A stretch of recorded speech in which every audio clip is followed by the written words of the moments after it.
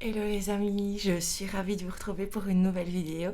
Aujourd'hui, une présentation de jeu, un jeu que j'ai acquis il y a maintenant 2 semaines. J'ai déjà pas mal travaillé avec. C'est l'oracle du œil de lotus. À chaque fois, je veux dire œil de lotus bleu, je ne sais pas pourquoi.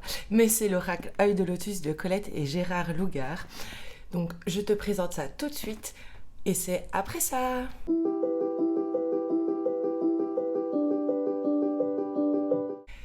C'est moi, c'est Lily et je suis ravie de te retrouver aujourd'hui pour te présenter un nouveau jeu, l'Oracle œil de lotus de Colette et Gérard Lougard. Donc dans cette vidéo, je vais te présenter un jeu que je cherchais depuis un petit temps. Je t'avais dit dans la dernière review que j'ai faite avec l'Oracle de Mademoiselle Lenormand de Gabriel Sanchez, que je cherchais donc un jeu similaire qui ressemblait à le normand dans sa structure, mais qui était totalement différent. Et c'est le cas, je l'ai enfin trouvé. Tu as pu aussi le regarder, l'observer plutôt dans les vidéos, les derniers tirages que j'ai faits. Et franchement, il est très parlant. J'aime beaucoup sa façon de répondre. Il est très pertinent et très intuitif. En général, quand je cherche un jeu, je cherche un jeu qui est intuitif, où je ne dois pas forcément aller dans le livret qui est fourni avec pour avoir une signification de carte et où juste le fait de sortir la carte vient m'évoquer quelque chose. Et ce jeu est vraiment parfait pour ça. Tu verras que les cartes sont déjà dans le désordre puisque je l'ai déjà bien utilisé. Donc le coffret, donc il a été édité aux éditions Trajectoire.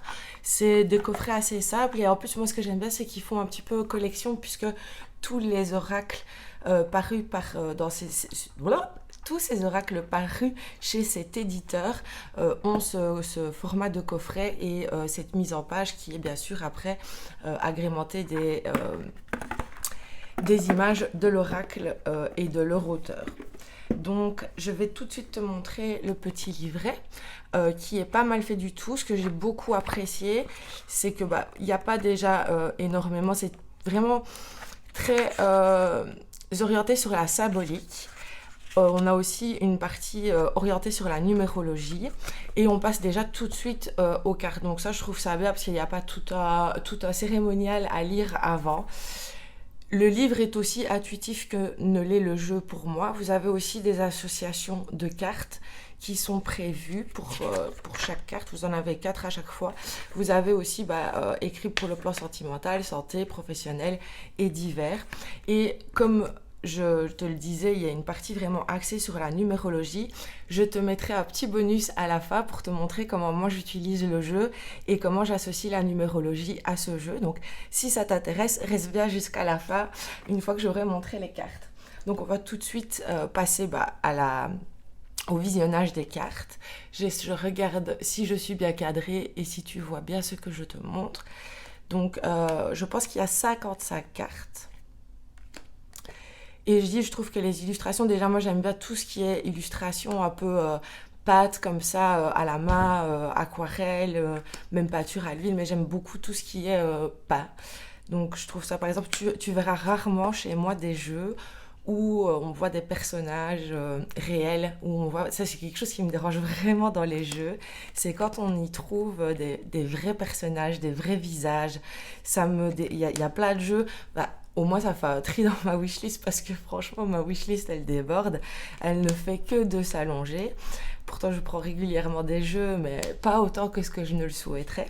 Mais il faut bien le dire, ça fait déjà un tri dans les jeux parce que dès que je vois un personnage réel avec un vrai visage, je passe tout de suite à autre chose.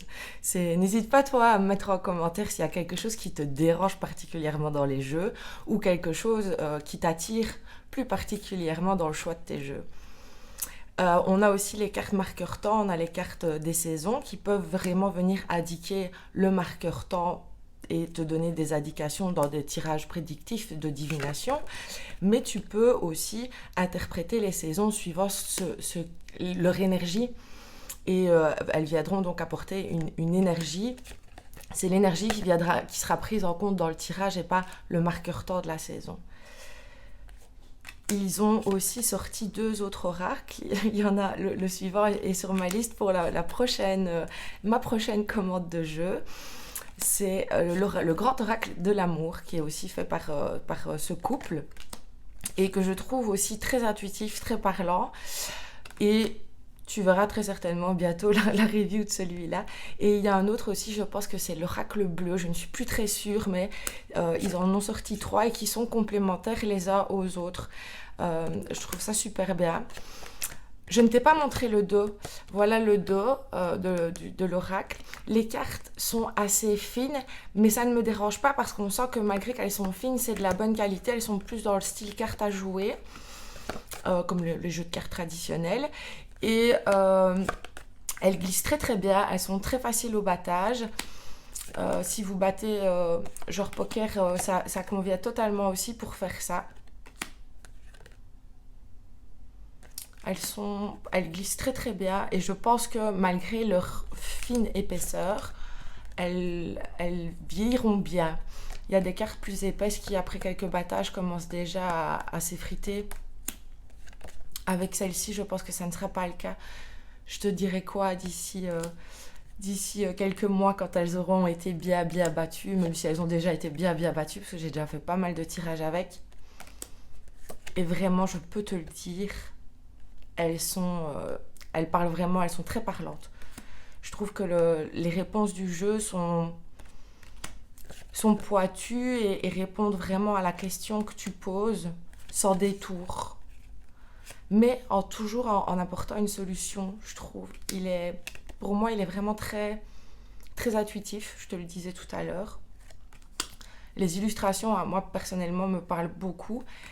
Et j'aime beaucoup le fait qu'il y ait un travail sur l'association numérologique aussi.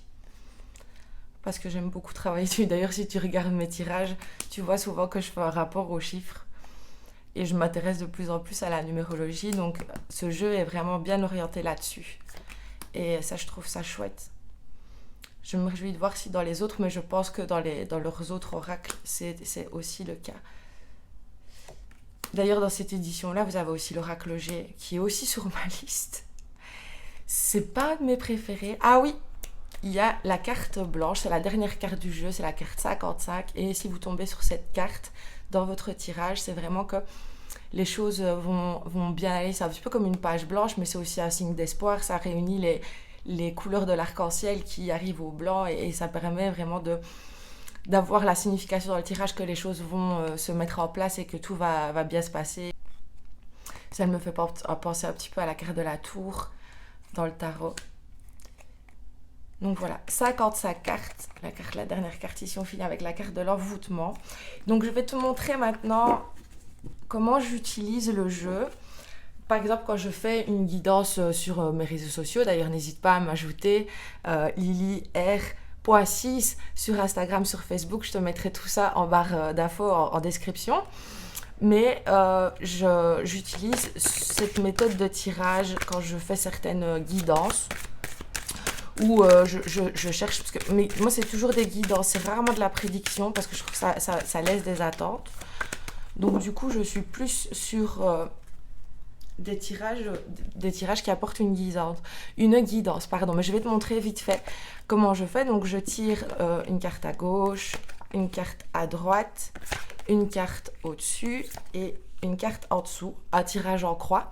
Et pour la carte du milieu, je viens additionner les chiffres pour les ramener. Alors, on peut les ramener à 22, mais moi je ne ramène... En fait, je ramène, et si maintenant il y a un chiffre qui ne va pas au-delà des 55, ben je reprends la carte suivante. Donc j'illustre mes propos parce que si je ne suis pas claire, ça m'arrive des fois d'être un peu embrouillée dans ce que je peux dire. Donc ici j'ai fait 5 plus 2, 7, plus 4 plus 3, 7, 14, 14 plus 5, 19, plus 4, 23, 23 et 23, 23, 63, 63, 72. Donc 72, il n'y a pas de carte 72 ici, donc je refais 7 plus 2, ça fait 9. Donc je vais aller chercher la carte 9 pour la mettre au centre de mon tirage et elle va venir donner la conclusion du tirage et peut-être aussi donner une indication sur l'orientation du tirage, dans quel domaine le tirage veut nous emmener. Donc voilà, ici on a la carte de la famille. Et ce que je peux faire aussi pour avoir des des informations en plus, pardon, j'additionne chaque chiffre de chaque carte. Donc 5 plus 2, 7, 4 plus 5, 9, 4 plus 9, 13, 4 plus 3, 7, et je vais rechercher ces cartes et je viens recouvrir les cartes pour donner une indication supplémentaire au tirage, et franchement c'est très très pertinent à chaque fois que je le fais. Si maintenant vous avez aussi une majorité de chiffres, par exemple ici 4 plus 5, bah ça fait 9, on a encore un 9, si tu vois qu'il y a un chiffre qui revient assez régulièrement, ça peut aussi te donner une indication numérologique de l'énergie que ce chiffre peut avoir à ce moment-là dans ton tirage pour toi et te donner encore des compléments d'information. Donc je trouvais ça assez intéressant. Excuse-moi, je vais essayer de ralentir le rythme pour ne plus bafouiller. C'est un exercice à te faire des vidéos et de parler devant un écran, même si je ne filme que mes mains. Mais c'est un exercice, c'est pas quelque chose de naturel. Donc j'espère qu'au fur et à mesure des vidéos, je pourrais de mieux en mieux m'exprimer et de moins en moins avoir des tics aussi comme les E, et ça j'en suis désolée et je fais vraiment un gros travail sur ça. Je referme la parenthèse, mais voilà, pardonne-moi si des fois je parasite un peu mes vidéos par des tics ou par un débit de parole qui des fois peut être un petit peu trop suivi. Donc je reviens à mes moutons. Le fait de pouvoir associer la numérologie, je trouve que ça donne vraiment une pertinence, une cohérence et des informations supplémentaires au tirage qui permettent vraiment d'apporter quelque chose de complet. Et des fois, c'est ce qui me manquait un petit peu avec le Lenormand et le nombre de 36 cartes. Je trouve que quand il y a plus de cartes, ça permet encore d'apporter plus de richesse à nos lectures.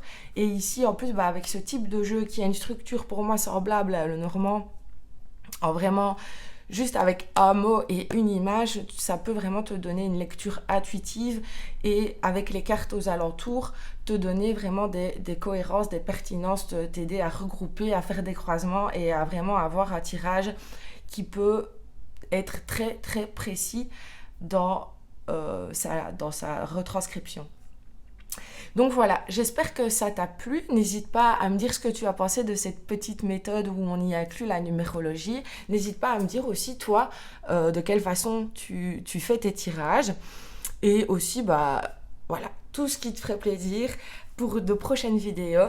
Ça me fait toujours très plaisir d'échanger avec toi. Donc, je te dis à très bientôt. Merci de m'avoir suivi. N'hésite pas à me mettre un petit pouce et à t'abonner pour ne rien rater des prochaines vidéos si ce n'est pas encore fait. Je vous fais de gros bisous et à très bientôt. Bisous, bisous.